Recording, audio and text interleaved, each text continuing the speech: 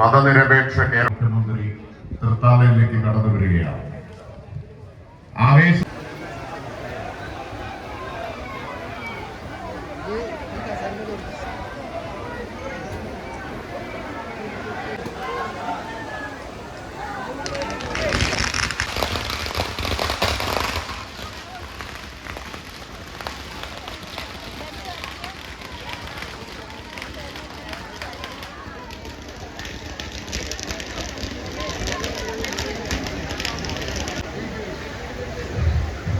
പ്രിയമുള്ള സഖാക്കളെ, സഖാവ് പിണറായി വിജയനോട് വിനയപുരസ്സരം അഭ്യർത്ഥിക്കുന്നു.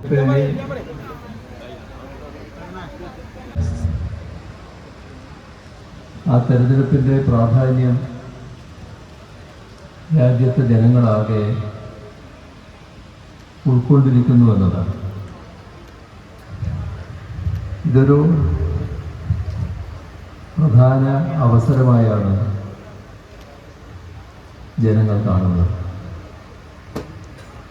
നമ്മുടെ രാഷ്ട്രത്തിൻ്റെ മൂല്യങ്ങൾ സംരക്ഷിക്കാനുള്ള പ്രധാന അവസരം ജീവിക്കുന്നത്. സ്വാതന്ത്ര്യം എല്ലാ അർത്ഥത്തിലും ഇന്നത്തെ ഇന്ത്യയിൽ വലിയൊരു ചോദ്യചിഹ്നമായി മാറിയിരിക്കുന്നു. ജനങ്ങൾ കാണുന്നത് നമ്മുടെ രാജ്യത്തിൻ്റെ ഒരുമയും ഐക്യവും ദേശീയോദ്ഗ്രഥനം ഇത് വൻതോതിലാണ്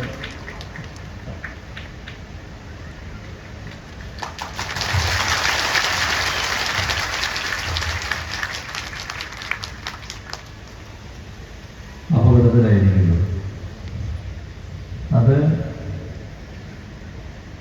ദേശീയോദ്യാനം സംരക്ഷിക്കുന്നതിനും നമ്മുടെ ഈ തെരഞ്ഞെടുപ്പിനെ വലിയ അവസരമായാണ് കാണുന്നത്. ഞങ്ങൾ സമീപിക്കുന്നത് ഇക്കഴിഞ്ഞ നമ്മുടെ അനുഭവം തന്നെയാണ്. 2014 മുതൽ ഈ കഴിഞ്ഞ 10 വർഷക്കാലവും ശ്രമിച്ചുകൊണ്ടിരുന്നത്. ഈ 10 വർഷക്കാലത്തെ 5 വർഷം വീതം നമ്മൾ വിഭജിച്ച് പരിശോധിച്ചാൽ എങ്ങനെ RSS അജണ്ട നടപ്പാക്കപ്പെടുന്നു എന്നുള്ളത് വ്യക്തമായി മനസ്സിലാകും. നടപ്പാക്കിയത് സർക്കാരായിരുന്നു. അങ്ങനെ പറയുന്നത് ഒപ്പം തന്നെ RSSന്റെ നയം കൃത്യമായി നടപ്പാക്കി അതിന് ഭരണഘടനാ സ്ഥാപനങ്ങളെല്ലാം തങ്ങളുടെ കാൽക്കീഴിൽ കൊണ്ടുവരിക. ഒരു സ്ഥാപനത്തിനും സ്വതന്ത്രമായി പ്രവർത്തിക്കാൻ പറ്റാതിരിക്കുക. എല്ലാം തങ്ങളുടെ ആജ്ഞാനുവർത്തികളായിരിക്കുക. ഈ നിലയാണ് നമ്മുടെ രാജ്യത്ത് നരേന്ദ്രമോദിയുടെ സർക്കാർ 2014 മുതൽ നടപ്പാക്കി. ആ പൗരത്വ നിയമ ഭേദഗതിയിലൂടെ പൗരത്വം മതാടിസ്ഥാനത്തിലായി. ആ പ്രതിഷേധിച്ച ലോകരാഷ്ട്രങ്ങളുടെ കൂട്ടത്തിൽ അമേരിക്കയെ പ്രത്യേകം കാണുന്നതാണ്. എന്തുകൊണ്ട് നരേന്ദ്രമോദിയുടെ സർക്കാർ ഇന്ത്യയെ അമേരിക്കയുടെ തന്ത്രപരമായ സത്യശക്തിയാക്കി മാറ്റിയതാണ്. സാമൂഹ്യ വിഭാഗങ്ങളുടെ പ്രതിനിധികളും എല്ലാം ഉണ്ടായി. കേരളത്തിൻ്റെ ഒരു പരിച്ഛേദമാണ് ആ പരിപാടിയിൽ കൊണ്ടുവരുന്നത്. അതിനുശേഷം സർവകക്ഷി യോഗം, അതിനുശേഷം പ്രത്യേക നിയമസഭാ സമ്മേളനം വിളിക്കുക. ഇപ്പോൾ 4 വർഷം കഴിഞ്ഞു. തെരഞ്ഞെടുപ്പിൻ്റെ പരിപാടികൾ നിൽക്കുന്നു. RSS അജണ്ട നടപ്പാക്കണമെന്ന വ്യഗ്രതയിൽ BJP സർക്കാർ നിൽക്കുന്നു. തിരക്കിട്ട് ചട്ടങ്ങൾ പ്രസിദ്ധീകരിക്കുന്നു. രാജ്യമാകെ പ്രതിഷേധമുയരുന്നു. ഏറെക്കുറെ എല്ലാ പ്രസ്ഥാനങ്ങളും പാർട്ടികളും ഇതിനെതിരെ രംഗത്ത് വരുന്നു. കോൺഗ്രസിന്റെ ശബ്ദം ആരെങ്കിലും കേട്ടോ? എന്താണ് കോൺഗ്രസിന് ഇക്കാര്യത്തിൽ മൗനം? എന്തുകൊണ്ട് ഇതിനെതിരെ പ്രതികരിക്കുന്നില്ല? കോൺഗ്രസിന്റെ പ്രസിഡന്റിനോട് മാധ്യമപ്രവർത്തകർ ഒരു ദിവസം സന്ധ്യ കഴിഞ്ഞപ്പോൾ ചോദിക്കുകയാണ്, എന്താണ് നിങ്ങളുടെ അഭിപ്രായം? അപ്പൊ അദ്ദേഹത്തിന്റെ മറുപടി രാത്രി ആലോചിച്ച് പറയുക.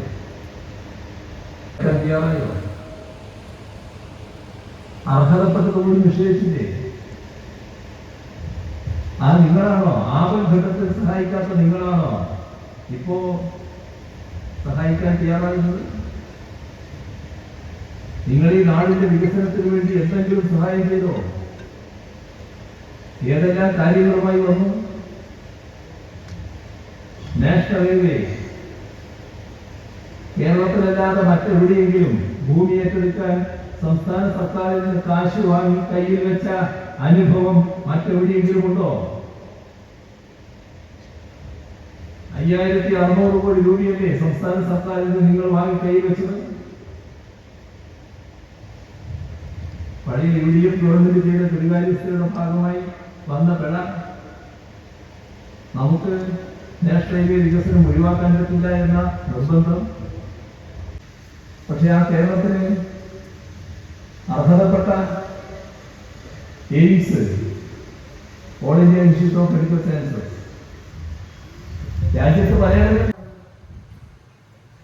കേന്ദ്ര ഗവൺമെന്റ് ഇടപെട്ടത് നമ്മുടെ ശ്വാസം മുട്ടിക്കുക. 7500 കോടിയിൽ പരം രൂപ നമ്മുടെ പോലുള്ള സംസ്ഥാനത്തിന്റെ കയ്യിൽ വരേണ്ടത് 7 വർഷം കൊണ്ട് കയ്യിൽ വരാതാക്കി എന്ന് പറഞ്ഞാൽ എന്തൊരു പ്രയാസമായിരിക്കും നാട് അനുഭവിക്കുക.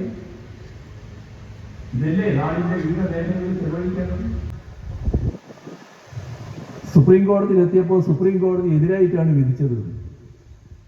സുപ്രീം കോടതി എതിരായിട്ടാണ് വിധിച്ചത്. സുപ്രീം കോടതി കേന്ദ്ര അരിവാൾ ചുറ്റിക നക്ഷത്രമാണ്. അരിവാൾ ചുറ്റിക നക്ഷത്രം അടയാളത്തിൽ വോട്ട് രേഖപ്പെടുത്തി സഖാവ് KS വംശയെ വലിയ ഭൂരിപക്ഷത്തോടെ പാർലമെന്റിലേക്ക് തെരഞ്ഞെടുപ്പ് അയക്കുക എന്ന് അഭ്യർത്ഥിച്ചുകൊണ്ട് അവസാനിപ്പിക്കുന്നു. നിങ്ങൾക്ക് എൻ്റെ അഭിവാദ്യങ്ങൾ.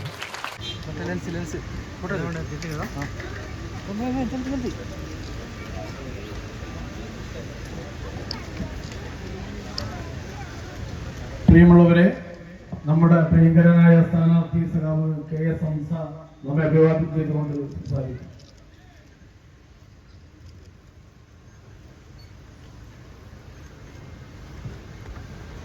പ്രിയമുള്ളവരെ, ആരും തന്നെ സീറ്റിൽ നിന്ന് എണീറ്റ് പോകരുത്. മുഖ്യമന്ത്രിയുടെ വാഹന പുറത്ത് കിടക്കുന്നത് വരെ ആരും തന്നെ വാഹനം തടസ്സപ്പെടുത്തുന്ന രീതിയിൽ നിൽക്കരുത് എന്ന് അഭ്യർത്ഥിക്കുന്നു.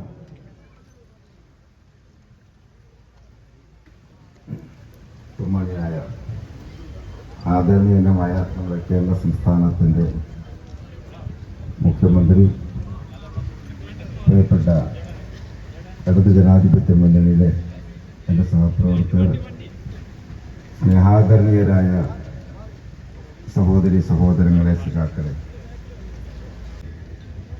ആലത്തൂരിൻ്റെ ഭാഗം, ഒറ്റപ്പാലത്തിൻ്റെ ഭാഗമായിരുന്ന തൃത്താല മണ്ഡലം 25 കൊല്ലമായി പൊന്നാനിയുടെ ഭാഗമായി തീർന്നതോടുകൂടി ഒരു രാഷ്ട്രീയ അടിമത്തത്തിൻ്റെ ചങ്ങലക്കൂട്ടിലാണുള്ളത്. അത് പൊട്ടിച്ചെറിഞ്ഞ് ഒരു പുതുയുഗപ്പിറവിക്ക് വേണ്ടി കാതോർക്കാൻ വെമ്പൽ കൊള്ളുന്ന നിങ്ങളോട് ഒറ്റ വാക്ക് മാത്രമേ പറയുന്നുള്ളൂ. കേരളത്തിൻ്റെ അഭിനന്ദനായ മുഖ്യമന്ത്രി പറഞ്ഞതുപോലെ തന്നെ ചുറ്റിക അരിവാൾ നക്ഷത്രം അടയാളത്തിൽ ഉണ്ടാവും. നിങ്ങളിലൊരാളായി ഒരു അവൈലബിൾ എംപിയായി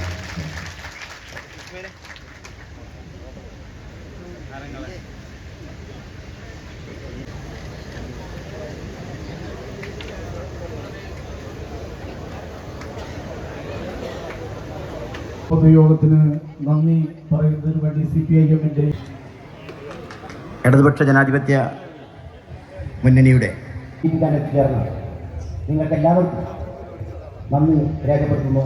അഭിവാദനം. ഈ പൊതുയോഗം അവസാനിച്ചതായി അറിയിക്കുന്നു.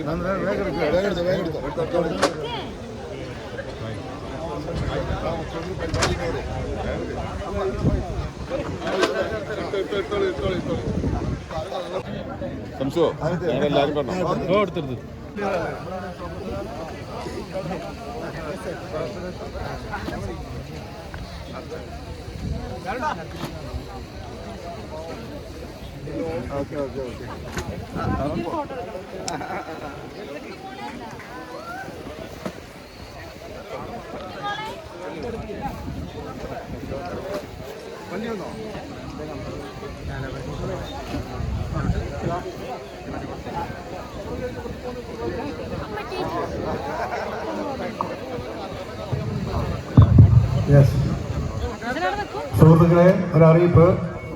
ഒരു കാറിൻ്റെയും ബൈക്കിൻ്റെയും ചാവി കളഞ്ഞു കിട്ടിയിട്ടുണ്ട്. ഉടമസ്ഥൻ വന്ന് സ്റ്റേജിൽ വന്നാൽ അത് വാങ്ങിക്കൊണ്ടു പോകാവുന്നതാണ്. ഒരു കാറിൻ്റെയും ഒരു ബൈക്കിൻ്റെയും ചാവി.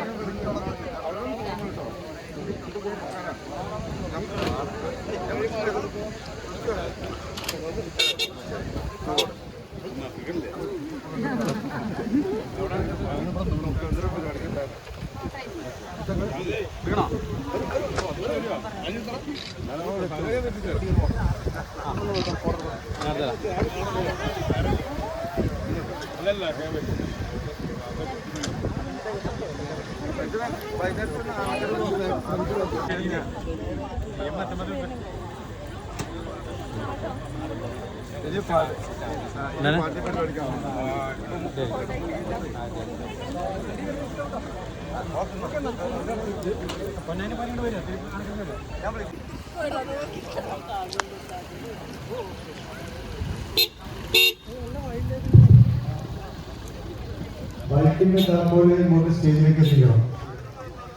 ബൈക്കിന്റെ താക്കോല് കളഞ്ഞു കിട്ടിയത് കൈവശം വെച്ചിരിക്കുന്നവര്